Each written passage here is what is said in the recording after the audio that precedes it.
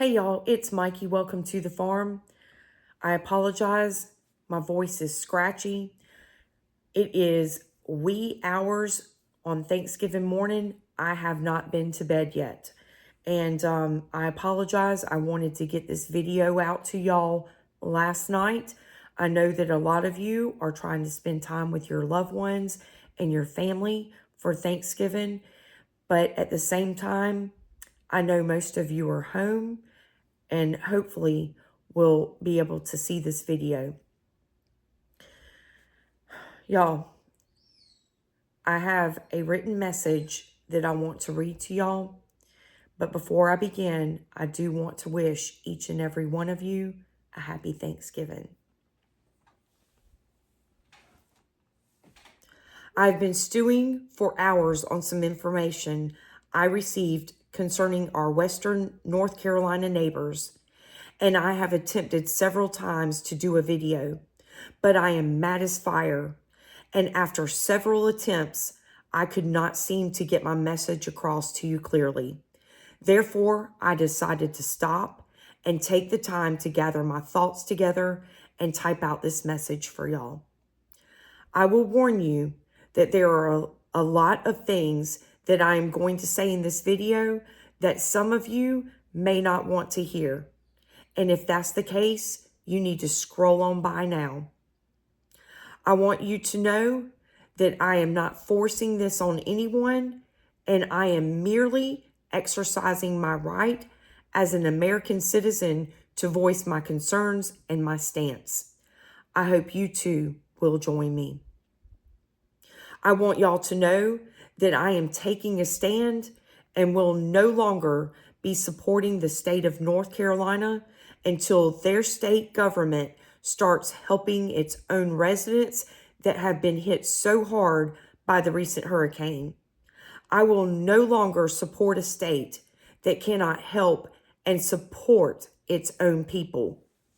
Someone has got to step up and put a stop to this madness. The only support I will continue to give will be to the residents and families of these affected areas, as well as the local churches and community members that are tirelessly working to provide the much needed help to those affected. And I'm sure you too will continue doing the same. The residents of the Appalachia region of North Carolina continue to be beaten down by their own government officials.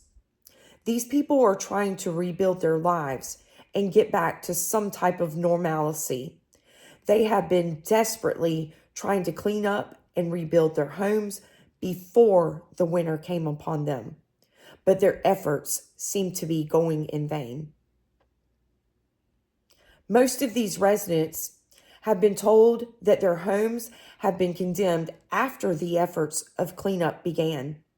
With nowhere else to go and them wanting to protect their property, these people had no other choice but to set up tents until they could receive the assistance our government was supposed to provide from the tax dollars we pay out for these types of situations. However, our federal government has only offered these families $750 as a loan to rebuild and regain everything they lost. But even so, these families are still being rejected from receiving even that assistance. This should be a slap in the face to all of us. Where are our tax dollars going? It's certainly not to the legal citizens of our country. Let me tell you about the next roadblock these families had to endure once they set up tents for temporary shelter. Child services have begun removing the children from their families because the government will not allow them to stay in tents on their own property. The Amish community has volunteered their time and materials to build tiny homes for these families as a means of temporary shelter so they could provide a safe haven for their children. The local churches have been taking in your donations and have been delivering heaters, propane, and cook stoves to these families as a means for them to stay warm from the frigid weather and simply be able to cook a warm meal. Now, after all of this effort, the local government is telling them they are not allowed to build these temporary shelters on their own property. A lot of you have been donating hampers to be delivered to the affected areas as another means of shelter. However, they too are being turned away and not allowed on these people's property. Why, you ask? Well, let me tell you. The local government officials are saying the roads are unsafe to pull or drive these campers on because they have not been DOT certified. I'm telling you that if these roads are safe enough for a loaded dump truck and all of the other heavy equipment, they are most certainly safe enough to drive or pull a 7,000 to 15,000 pound camper on these roads. These campers aren't being pulled or driven up to these families to provide them with a fun vacation. This is an emergency situation. People are dying, and we will continue to have loss of life if they cannot get adequate shelter in place. A lot of these people have nowhere else to go. And I will tell you, most will refuse to leave their property because it is being stripped away from them in plain sight. Every time these people feel like they can come up for fresh air, they are being knocked back down again.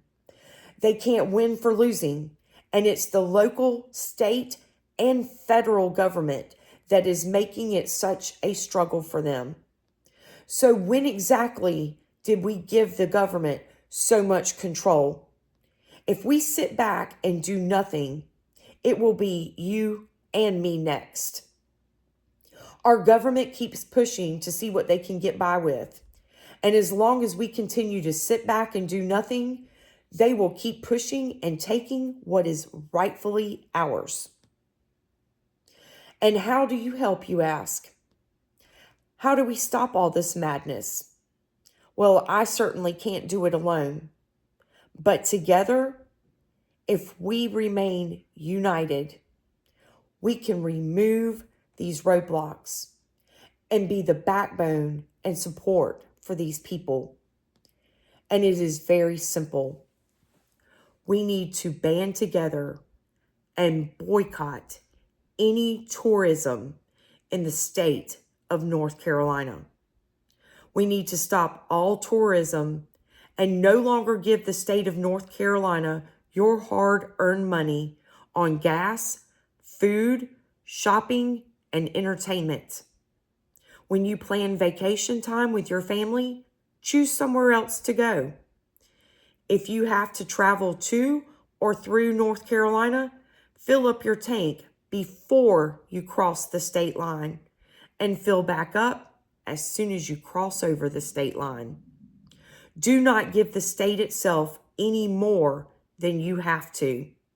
I know a lot of you are probably going to say that this will affect the residents of the state, but I'm here to tell you that if we all band together, we can start seeing some action put into place to help those affected.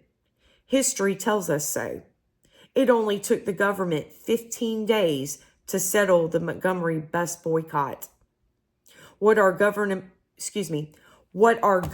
officials are doing to these people is unconstitutional, inhumane, and downright evil.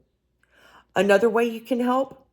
Call your local news outlets and stay on top of them until they start reporting this to the public. We've got to get this information out there, y'all. There are so many people that have no clue what is going on because it is not being reported truthfully. If you are a resident of North Carolina, pick up your phone and call your congressman, senator, governor, or any other governmental agency in your area and speak up and speak out. Let them know that you will not allow this to continue. Local elections are right around the corner, folks. We've got to take back the control we've given to the government. They don't control us. We pay them to work for us, and until they start doing their job, we have to stay on them. If we remain silent, this will only get worse for all of us. We have to stay united, stand strong, and rally together.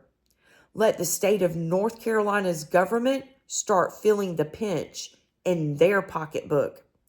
And you can bet when that happens, these families will start finally receiving the help and attention they deserve.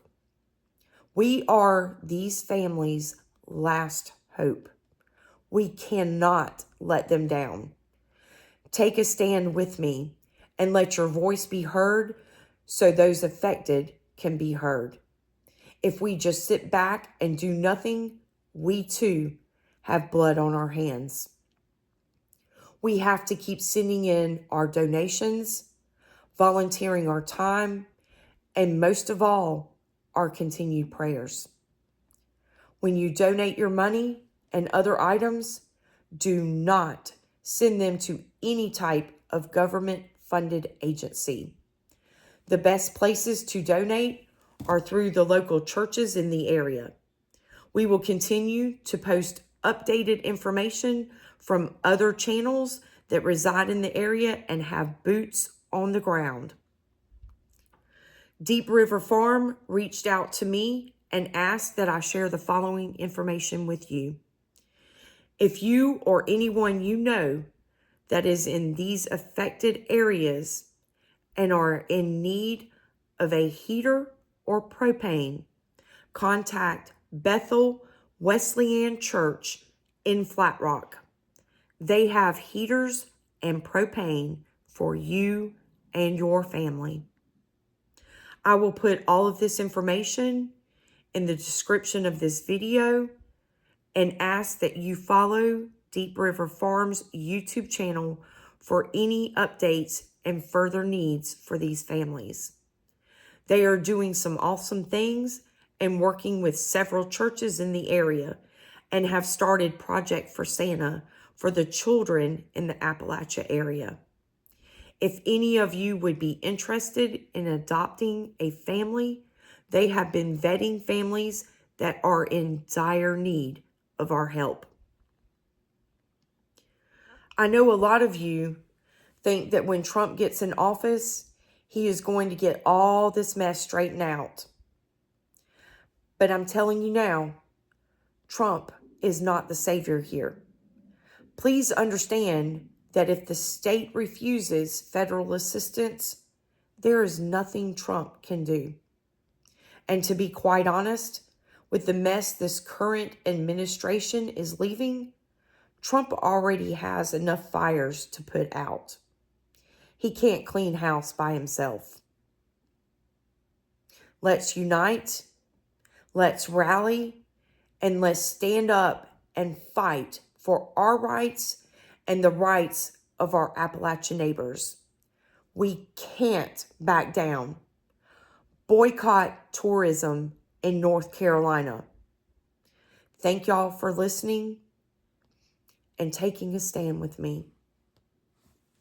God bless you and your families.